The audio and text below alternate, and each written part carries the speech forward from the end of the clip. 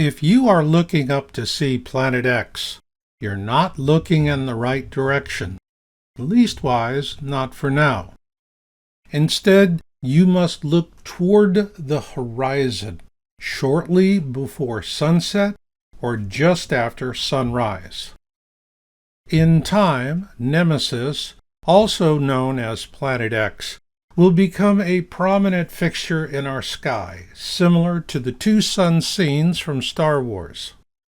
Until then, people will continue recording smartphone observations and complications that those observations can create. Now that you know where to look, let's address the complaints.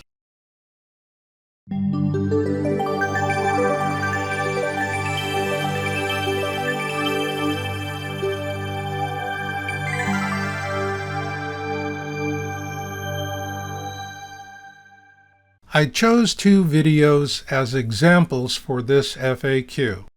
The first is the Sun and Nemesis at the 12 o'clock position relative to the Sun. Note how the camera changes exposure due to movement.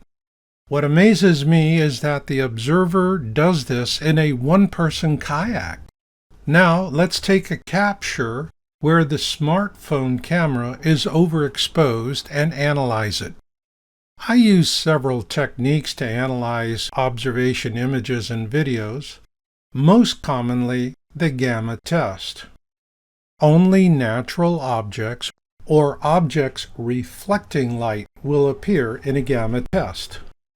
Here you can see our sun and how it is reflected in the water.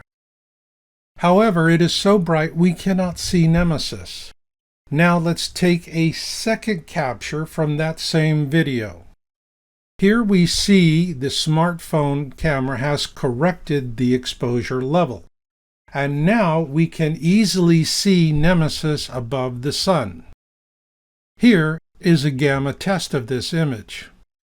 Nemesis clearly stands out. The point is that problematic observations of Nemesis are primarily caused by observer and camera issues. Now, let's look at our second video. This second video comes from a time-lapse webcam recording. Movement and resolution issues are more familiar with fixed webcam videos. However, a quick gamma test will give us the clarity we need. Here we see the sun. Below it is a natural object. Above it we see another natural object. This is interesting because ostensibly we only saw one object in the first video, Nemesis, and in the second, Nemesis and one of its planets. Why is Nemesis always moving about in the sky this way? You will shortly learn why. But first, a brief word. I'm Marshall Masters, publisher of the Colburn Bible, the 21st Century Master Edition, which contains detailed accounts of previous Planet X flybys. This ancient wisdom text is divided into two parts. The first part is called the Egyptian texts. It was penned approximately the same time as the 5 books of Moses, and offers a rich source of information about previous flybys. The ancient Egyptians who penned this passage actually witnessed the last Planet X flyby during Exodus, and here is what they saw. From Manuscripts 5:1. The doom shape called the destroyer in Egypt was seen in all the lands thereabouts. In color, it was bright and fiery in appearance. There will be the great body of fire, the glowing heads with many mouths, and eyes ever changing. The part in the passage that applies directly to this conversation is, there will be the great body of fire, the glowing head with many mouths, and eyes ever changing. Keep mouths and eyes in mind because Here is a satellite image of Nemesis, taken in 2020. Nemesis is the large object in the upper left-hand corner. This image, captured on July 4th, 2020, was actually leaked by white hats through a popular Planet X social media site. It clearly shows that on that day, Nemesis had just completed its transit of the ecliptic into the northern skies. A most auspicious day. But let's set all that aside and study the image, because it is the Planet X money shot I've been waiting for since 2002. It's all there, and the brown dwarf is amidst in a swarm of its planets and satellites. With this in mind, let me read this passage by a Planet X survivor once again. There will be the great body of fire, the glowing head with many mouths and eyes ever changing. The planets and satellites of the Nemesis mini constellation are the eyes and mouths, and we shall see them as well. To learn more, please visit Kolbrin.com. That's KOLBRIN.com. Now, let's see why Nemesis is constantly moving about in the sky. Nemesis constantly moves about in the sky because it is a mini constellation.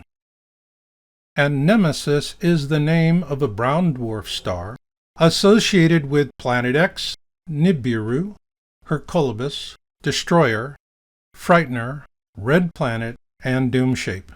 It has 3 major planets and various satellites. The one of interest is Nibiru. Nibiru is the 3rd major planet out from the Nemesis star.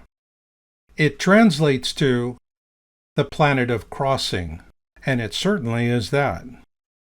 On December 26, 2012, it crossed my view via a live HD webcam feed from atop the Turrialba volcano in Costa Rica. Subsequently, I and a team of 7 researchers gathered enough observation data to complete a successful orbital model of the Nemesis mini constellation. Using our Turrialba findings, I created this model of Nemesis and its major planets and satellites in 2014. When one compares this model with the 2020 Nemesis image leaked by the White Hats, I believe it is fair enough to say the comparison is close enough for government work. With that in mind, let's continue. We determined the comet-like clockwise orbit of Nemesis makes it a fast mover, and a big one at that. The most significant reason our cameras capture single or multiple objects is that the north pole of Nemesis always points towards our Sun, just like the planet Uranus. Will it always be this way? The answer is yes. It will continue to change. Presently, Nemesis is in its perihelion stage, where it will achieve its closest distance to our Sun.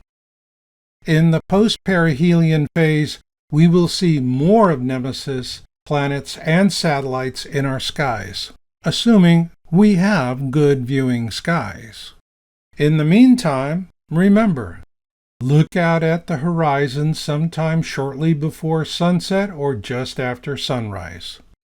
To learn more, please check out our other Planet X FAQs and visit our website at yowza.com. That's YOWUSA.com. This is Marshall, and I'll catch you on the backside.